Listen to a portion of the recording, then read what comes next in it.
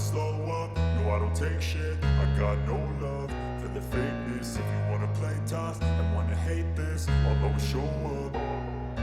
I don't have नमस्कार। America और Iran 50 सालों से भी ज्यादा समय से चला आ रहा ये तनाव, आखिर इसकी असली कहानी है क्या? असल में ये कहानी है तेल की, ताकत की और इन सबसे ऊपर डॉलर की। तो चलिए इस कहानी की शुरुआत एक बहुत ही अजीब सवाल से करते हैं। अमेरिका आज ईरान का न्यूक्लियर प्रोग्राम रोकने के लिए एड़ी चोटी का जोर लगा रहा है, तो फिर ये प्रोग्राम उन्हें दिया किसने था? जी हां, अमेरिका ने ही। और यही विरोधाभास, यही पैराडॉक्स इस पूरी कहानी के दिल में है। आज जो हम हेडलाइंस में देखते हैं वो तो बस कहानी का क्लाइमैक्स है। इसकी असली जड़ें समझने के लिए हमें इतिहास में थोड़ा पीछे चलना होगा, एक ऐसे संघर्ष में जो पूरी तरह से विरोधाभासों से भरा हुआ है। सबसे पहले तो ये समझना जरूरी है कि ईरान मिडिल ईस्ट का कोई छोटा मोटा देश नहीं है, ये एक जायंट है। इसके पास तेल और नेचुरल गैस के इतने बड़े भंडार हैं कि ये अकेले दम पर दुनिया की एनर्जी पॉलिटिक्स का रुख मोड़ सकता है।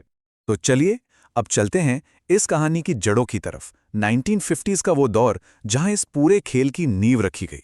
तो हुआ ये कि 1951 में ईरान में एक लोकतांत्रिक रूप से चुने हुए प्रधानमंत्री थे, मुसद्दिक। उन्होंने एक बहुत बड़ा फैसला लिया, ईरान के तेल उद्योग को नेशनलाइज कर दिया। मतलब जो सारा मुनाफा अब तक ब्रिटेन की जेब में जा रहा था वो अब ईरान के लोगों का होगा।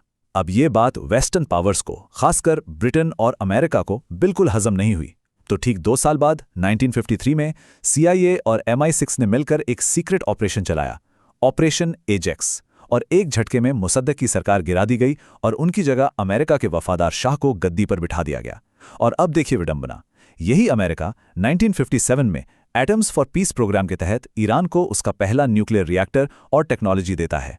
1953 की उस तख्ता पलट ने ईरान के लोगों के मन में अमेरिका के लिए एक गहरी नफरत और अविश्वास पैदा कर दिया, जो आज तक नहीं मिटा है। उनका सीधा सवाल था, आप लोकतंत्र की बात करते हैं और फिर हमारे ही चुने हुए नेता को हटाकर अपने एक पपेट बिठा देते हैं।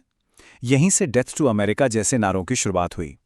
अब आते हैं कहानी के उस हिस्से पर जिसे अक्सर नज़रअंदाज कर दिया जाता है, लेकिन जो शायद सबसे अहम है, अमरीकी ताकत की वो आर्थिक बुनियाद जो इस पूरे झगड़े की जड़ में है।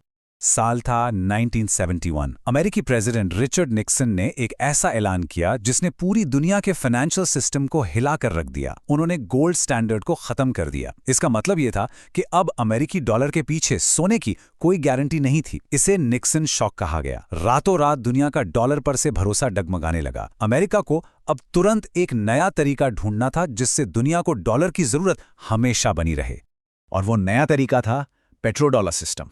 1974 में अमेरिका ने सऊदी अरब और फिर पूरे ओपेक कार्टेल के साथ एक डील की, एक बहुत ही सीधी सी डील। आज से दुनिया में कहीं भी तेल खरीदा या बेचा जाएगा तो वो सिर्फ और सिर्फ अमेरिकी डॉलर में होगा। अब ये सिस्टम काम कैसे करता है, ये बहुत दिलचस्प है। देखिए, किसी भी देश को अगर तेल खरीदना है तो उसे पहले क्या खरीदना पड़ेगा? अमेरिकी डॉलर। इससे डॉलर की डिमांड हमेशा बनी रहती है। फिर तेल बेचने वाले देशों के पास, सऊदी अरेबिया, UAE, इनके पास खरबों डॉलर इकट्ठा हो जाते हैं। अब वो इन डॉलर्स का क्या करते हैं? वो इन्हें वापस अमेरिकी ट्रेजरी बॉन्ड्स में या अमेरिकी कंपनियों में इन्वेस्ट कर देते हैं। मतलब पैसा घूम फिरकर वापस अमेरिका की इकोनॉमी में आ जाता है। ये एक ऐसा परफेक्ट साइकिल है जो डॉलर को दुनिया की किंग करेंसी बनाए रखता है और इसी पैसे से अमेरिका अपनी जबरदस्त मिलिट्री को भी फंड करता है। तो जाहिर है इस सिस्टम को जो भी चैलेंज करेगा उसका अंजाम अच्छा नहीं होगा। इतिहास गवाह है। इराक में सद्दाम हुसैन ने यूरो में तेल बेचने की कोशिश की थी। लीबिया में मोअम्मर गद्दाफी एक गोल्ड बेस्ड अफ्रीकन करेंसी की बात कर रहे थे। और हम सब जानते हैं कि इन दोनों का क्या हश्र हुआ। अब कहानी में आगे बढ़ते हैं साल 1979 पर। ये वो साल था जिसने मिडिल ईस्ट में अमेरिका के बनाए हुए सारे समीकरणों को उलट-पुलट कर दिया। ये स्लाइड एक तरह से पूरी कहानी बयां कर देती है। 1979 से पहले ईरान अमेरिका का सबसे बड़ा दोस्त था, सोवियत यूनियन के खिलाफ एक मजबूत दीवार। 1979 के बाद वो सबसे बड़ा दुश्मन बन गया। पहले पेट्रोडॉलर सिस्टम का एक अहम पिलर था और बाद में उसी सिस्टम के लिए सबसे बड़ा खतरा। इस्लामी क्रांति ने अमेरिका के दोस्त शाह को सत्ता से उखाड़ फेंका और जो नए लीडर आए, आयतुल्लाह खुमैनी, उन्होंने अपना इरादा साफ कर दिया।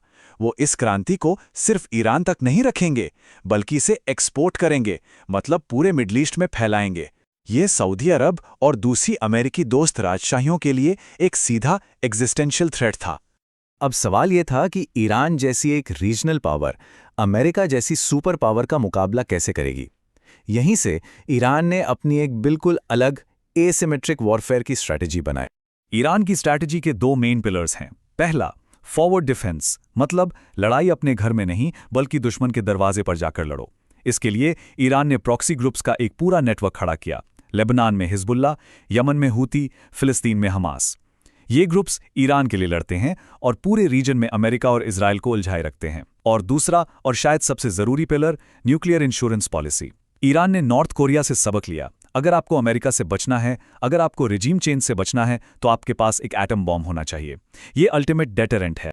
और फिर शुरू हुआ न्यूक्लियर प्रोग्राम पर यह चूहे बिल्ली का खेल। अमेरिका और इजराइल ने स्टक्सनेट वायरस से उनके सेंट्रीफ्यूजेस बर्बाद किए, तो ईरान ने अपने न्यूक्लियर प्लांट जमीन के नीचे पहाड़ों में छिपा दिए। अमेरिका ने कड़े आर्थिक प्रतिबंध लगाए, तो ईरान ने डील भी की। लेकिन जब अमेरिका डील से हट गया, तो ईरान ने और भी तेजी से यूरेनियम बनाना शुरू कर दिया। यहां तक कि उनके साइंटिस्ट्स की हत्याएं भी हुईं। लेकिन हर एक्शन का रिएक्शन यही हुआ कि ईरान का प्रोग्राम और भी मजबूत और तेज होता गया। और ईरान के पास एक तुरप का इक्का और है, स्ट्रेट ऑफ हॉर्मुज पर कंट्रोल। ये एक पतली सी समुद्री पट्टी है, लेकिन दुनिया की सबसे जरूरी, दुनिया का करीब 20% तेल यहीं से गुजरता है। ईरान चाहे तो एक झटके में इस रास्ते को ब्लॉक कर सकता है और पूरी ग्लोबल इकोनॉमी को ठप कर सकता है। और ये चार्ट एसिमेट्रिक वॉरफेयर की खूबसूरती को दिखाता है। एक ईरानी शहीद ड्रोन, कीमत सिर्फ $20,000। उसको गिराने के लिए अमेरिका को चाहिए एक पैट्रियट मिसाइल, कीमत करीब $4 मिलियन। मतलब ईरान बहुत कम खर्चे में अमेरिका को अरबों डॉलर का नुकसान पहुंचा सकता है। ईरान अमेरिका पर दबाव बनाने के लिए उसके दोस्तों की दुखती रग भी दबा सकता है। सऊदी अरब, यूएई जैसे अमीर खाड़ी देश अपने खाने का 90% हिस्सा इंपोर्ट करते हैं और पीने का 60% पानी डीसैलिनेशन प्लांट से आता है। यह सब ईरान के ड्रोन और मिसाइलों के लिए बहुत आसान टारगेट हैं। तो कुल मिला के नतीजा क्या है?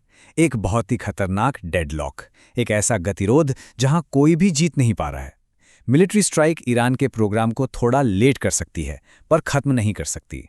सैंक्शंस ईरान को दर्द देते हैं, पर उसकी सरकार को गिरा नहीं पाते। और रिजीम चेंज की कोशिशें अब तक नाकामी रही हैं।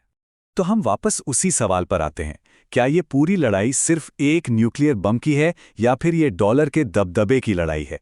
क्या ईरान का न्यूक्लियर प्रोग्राम एक खतरा है या फिर उस पेट्रो डॉलर सिस्टम के लिए एक चैलेंज है जिस पर अमेरिकी ताकत टिकी है? सोचने वाली बात है।